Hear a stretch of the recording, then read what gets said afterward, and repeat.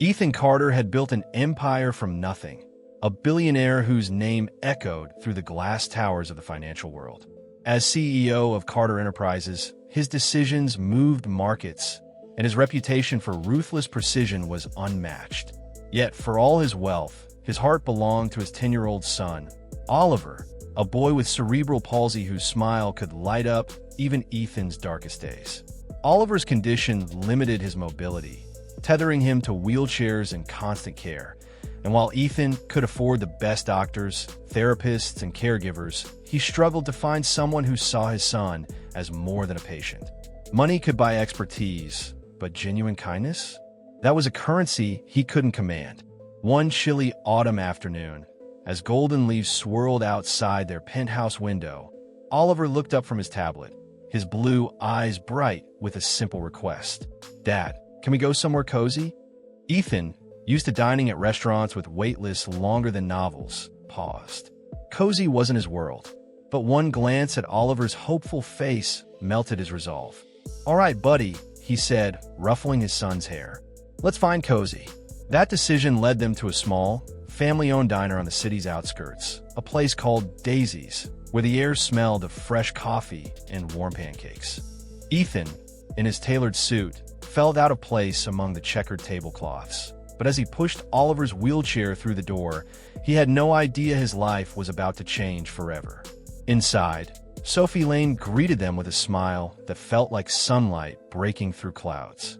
At 25, she carried herself with a quiet strength, her brown eyes kind despite the weight of her own struggles. Sophie was no stranger to hardship.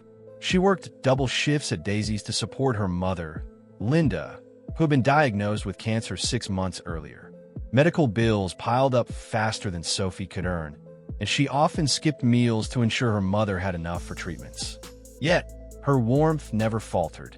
As she approached Ethan and Oliver's table, she noticed Oliver struggling with his fork, his small hands trembling as he tried to spear a piece of pancake.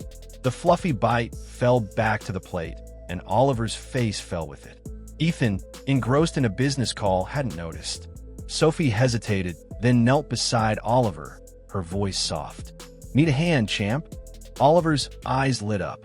"Yes, please," he said, his voice small but eager. With gentle patience, Sophie cut his pancakes into bite-sized pieces, feeding him carefully while weaving in silly jokes that made him giggle. "Did you know pancakes are just breakfast cakes?" she said, winking. Oliver laughed, his joy filling the diner. Unbeknownst to Sophie, Ethan had ended his call. He watched in silence, his sharp eyes softening as he saw something rare, someone treating his son not as a burden, but as a friend. Ethan was used to people reacting to Oliver with pity or discomfort, their kindness often tinged with obligation. But Sophie was different. She didn't see Oliver's wheelchair or his tremors. She saw a little boy who loved pancakes and bad jokes. As they left the diner, Oliver tugged at Ethan's sleeve. "Do you like her, Dad? She's nice. Really nice." Ethan nodded, his mind already turning. He was a man who believed in rewarding value, and Sophie had shown him something priceless. That evening, Sophie trudged home to the tiny apartment she shared with her mother. Linda lay on the couch, too weak to move, her once vibrant spirit dimmed by illness. "How was work, sweetheart?" she asked, her voice frail. Sophie forced a smile. "Fine, Mom. Just another long shift." She didn't mention the medical bills stacked on the counter or how she'd skipped lunch again. Dreams were a luxury she couldn't afford. Survival was her only focus. But as she lay in bed, replaying her day, Oliver's bright smile lingered in her mind, a small spark of joy in her weary world. The next morning, Sophie was wiping down tables at Daisy's when her manager rushed over, eyes wide. "Sophie, someone's here for you." Confused, she stepped outside to find Ethan Carter leaning against a sleek black car, his presence as commanding as ever. Her stomach twisted. "Mr. Carter?" she said, wiping her hands on her apron. He offered a small smile. "I wanted to thank you for how you treated Oliver yesterday. Would you join us for dinner tonight?" Sophie blinked, caught off guard. "I appreciate that, but I've got another shift." Ethan didn't miss a beat. "What if I pay you triple what you'd make?" Her breath caught. That kind of money could cover a month of her mother's medications. After a long pause, she nodded. All right. That night, Sophie arrived at Ethan's sprawling estate, feeling like a sparrow in palace. Her thrift store dress felt inadequate, but when Oliver saw her, his face lit up. "Sophie, you came," he shouted, wheeling toward her. Over dinner, Sophie and Oliver chatted like old friends, their laughter bouncing off the chandelier-lit walls. Ethan watched, a realization dawning. This was the first time he'd seen Oliver connect so effortlessly with someone outside their family. By the meal's end, he'd made a decision that would change everything. After dessert, Ethan turned to Sophie, his voice steady but serious. "Sophie, I know you're struggling. I want to help." She shook her head, pride flaring. "I don't need charity, Mr. Carter." He smiled undeterred. "Not charity. A job. I want you to be Oliver's personal caregiver. You'd live here, have a generous salary, and your mother's medical bills would be covered." Sophie's eyes welled with tears, her defenses crumbling. "Why would you do this?" she whispered. Ethan's gaze softened. "Because you treated my son with kindness when no one else did." Overwhelmed, Sophie accepted, and life transformed overnight. She moved into the estate with her mother, who began receiving top-tier medical care.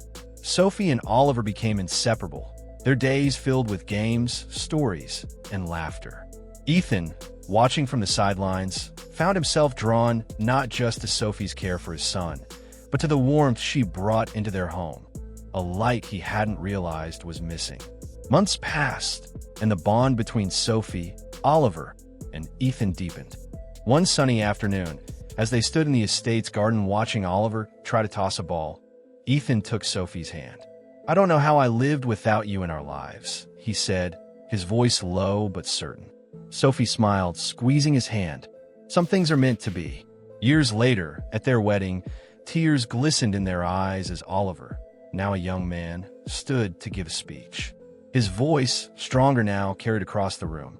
"My dad was a billionaire," he said, grinning at Sophie.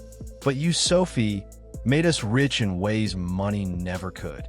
The room erupted in applause, and Ethan, holding Sophie's hand, finally understood. True wealth wasn't in his empire, but in the love and family they'd built together.